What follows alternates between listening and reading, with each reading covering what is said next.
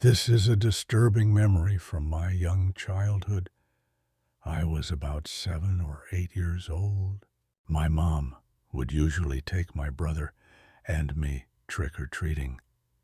But this particular year, after school, she dropped me off at my friend Sean's house. Sean, our friend Johnny, and I would go together. Johnny and Sean were a year older than me. We met while I was playing with my brother on the block. Johnny and Sean lived around the block from me. Sean had a weird upbringing that I never really understood. His sister was like 20 years old. There was a big gap between them.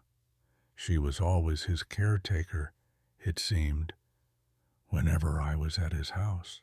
His house always smelled like cat, and his sister always had a different guy over. It seemed like his sister was always cold to me, in the sense that she'd never acknowledge me or say hi or anything. Sean's dad was never in the picture, and his mom, I believe, was always working out of town. I guess I only met Sean's mom a few times. We never really stayed in touch for long enough for me to figure all this out.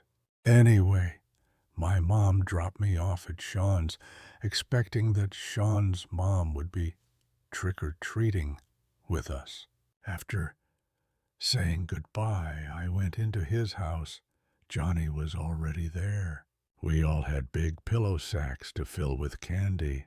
This was around the time that I learned that neither Sean's mom nor sister were coming with us to supervise. I was young, so I sort of felt slightly uncomfortable knowing that Johnny and Sean would be leading the way.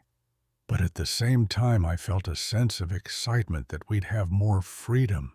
I knew for a fact my mom would not have approved of us going unsupervised, though.